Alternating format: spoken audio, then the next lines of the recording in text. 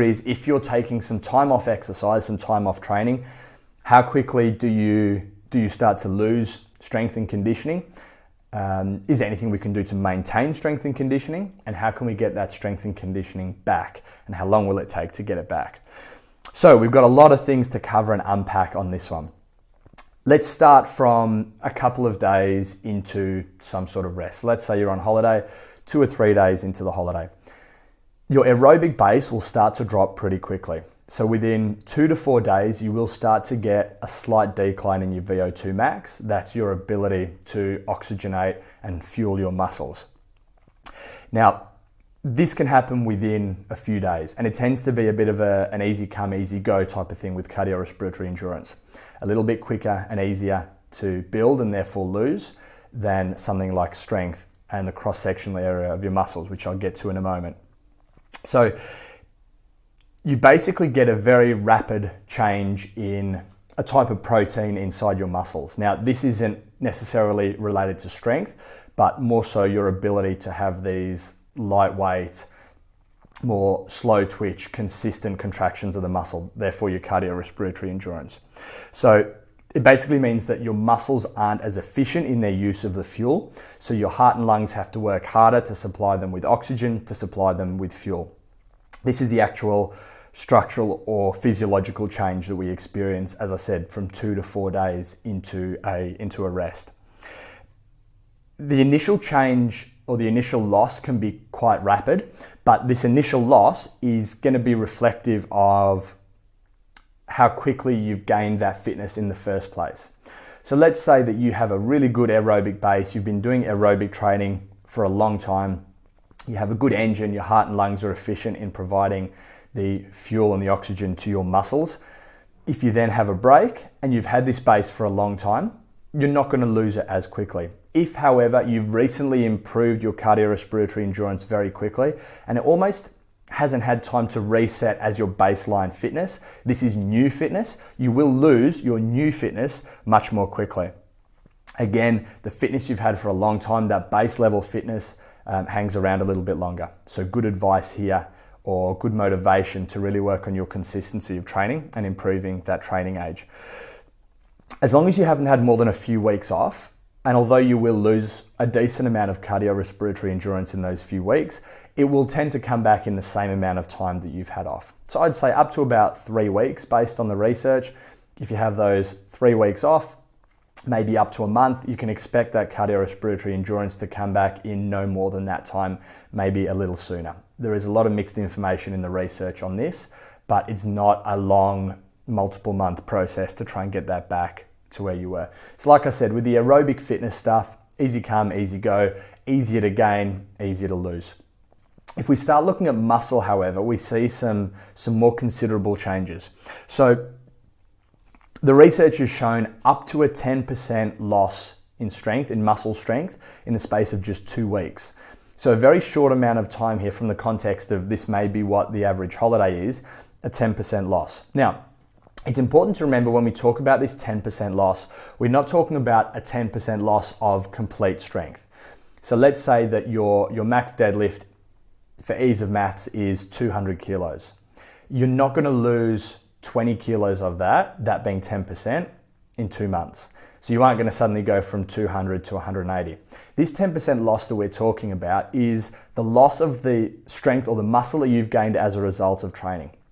So let's say that for a completely untrained individual who's got no training background, but just has a genetic predisposition towards having some sort of baseline strength, they walk into the gym, never deadlifted before, and they deadlift 100 kilos.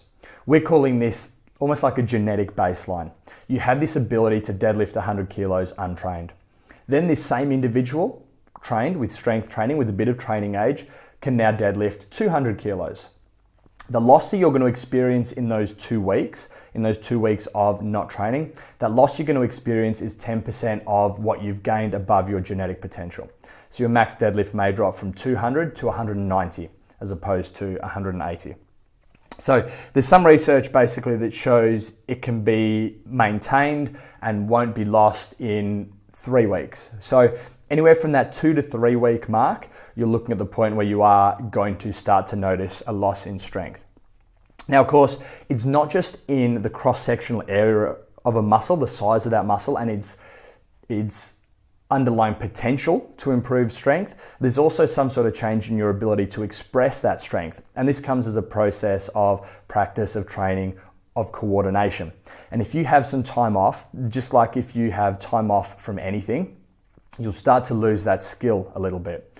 So you being able to maintain and practice that skill, even if it's like a visualization of a deadlift technique, is going to help you to maintain this, and it's going to help you to maintain those motor patterns, those muscle recruitment patterns, which are going to allow you to hold on to some of your strength. So even just light movement is going to have some benefit here.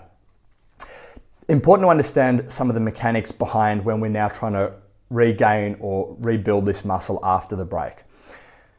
A process of resistance training is the increase in the number of nuclei in a muscle cell. So some basic cellular anatomy here.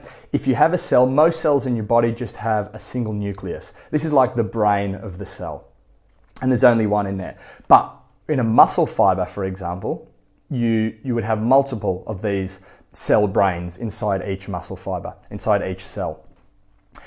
And as a process of resistance training exercise, of loaded exercise, of lifting weights, you can actually increase the number of these brains. You can increase the number of nuclei within a muscle cell. A lot of research has shown that once you increase the number of cell brains, they will actually stay, even if you then stop training or have a break from training. So maybe there are 5 of these nuclei in the cell. You train, there are now 10. You stop training, there are still 10. And what this means is that it's then much easier to get that strength back. So if it took you 3 years to build your deadlift from 100 to 200 kilos, if you then have a break, it's going to take a lot less time to build it back to where you were, because there is some sort of inbuilt, innate ability of that muscle to be able to generate force. The final thing that I want to touch on here is how you should be eating or behaving on your holidays to try and make sure that you're holding on to some of this muscle. Now, making sure that you get enough food, energy, calories coming in to help to maintain this muscle tissue is important. Now, happily, this is not normally an issue for people on holidays because overeating normally becomes more of an issue. But in this context, we're talking just about strength maintenance as opposed to whether we're laying down adipose tissue, whether we're adding fat to our body. So in terms of strength, you want to make sure that you're eating enough. Again, not normally an issue. What is sometimes an issue on holiday, however, is that you're not eating enough protein. So eating enough protein will assist in protein synthesis, which will help to reduce the breakdown of muscle tissue. So consuming enough protein on holiday is really important to make sure that you're holding onto that muscle as much as possible. This can be an issue on holidays because we tend to eat a lot of carbohydrate-rich foods, which maybe means that as a result, we don't have as much protein coming in. So consuming more protein, possibly about a gram of protein per kilo of body weight is a good place to start, just to make sure that you're doing everything you can from a nutritional point of view to help to maintain that muscle mass. Important to understand that in both the cardiorespiratory endurance and the muscle strength, power, cross-sectional area stuff, it is important your training age. So if you've been training for a long time, you have a lot of reps, of miles under your belt, you will hold on to this for longer. So therefore, a new athlete, someone who's new to the game, someone who's new to exercise, if they're not consistent early on, they will go back to their baseline very quickly. In terms of the psychology of how we can actually use the human mind and our understanding of sports and coaching psychology to help to hold on to some of this strength and fitness, because obviously you want to be trying to exercise on holiday if you can to hold on to it. There are a few things to take note of here, because remember, it's not just about the physiology, because we have a mind that is controlling this process and controlling our behaviors. So it's important to understand that the human need or desire to avoid loss is stronger than our desire for gain. So you would rather not lose something than to gain something. So we can use this to our advantage in terms of motivation. And if you know, based on what I've told you today, how quickly you can lose some of these metrics of fitness, there's motivation there for you to say, well, I don't want to lose this, because again, it's a strong human drive to avoid that loss. I don't want to lose this, therefore I'm going to do a little bit of work just to hold on to it and just to try and maintain it. And in terms of actually how much work you need to do, it's actually not a lot. So there's this law of marginal gains where if you do a lot of training, a whole heap, you're only getting a couple of percent more benefit than doing a moderate amount of training. But at top end, for top end athletes, that couple of percent can be the difference between winning and not qualifying in the first place. But for the rest of us who are looking just to work on some sort of maintenance during the holiday, you don't actually have to do a lot. You can get a lot of benefit from a small amount of work. The research has shown if you cut your strength training by two-thirds rather, to a third of what it would normally be, you can hold on to your strength and there is zero strength loss. So if you're doing strength work 3 times a week, dropping that to once a week on an ongoing basis is going to be enough to hold on to that strength for you. So there's a good lesson there both for people whose goals change because maybe they've gone from being a competitive athlete into someone who just wants to stay strong, fit and healthy, and also of course implications for people who are going away on holiday and want that motivation just to do a little bit to avoid that loss. A really important thing, I think, if you have had a big break, again, looking at the psychology side of things, an important point here is that if you have had a lot of time off and you have lost a lot of fitness, a lot of strength, it can be quite demoralizing and it can really get you down, especially when you know the base that you've come from and you know how far you've dropped. So if you are getting back into exercise, firstly, congratulations, you've made a good step.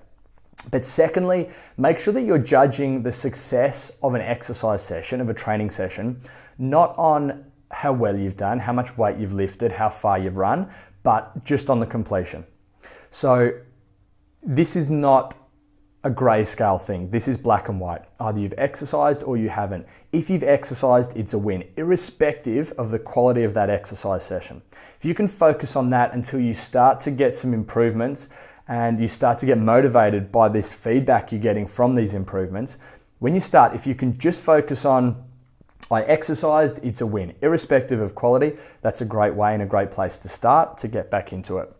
Those improvements will then come quickly and that will then feed back into starting to create a long-term behavior change or some sort of reintroduction of those habits.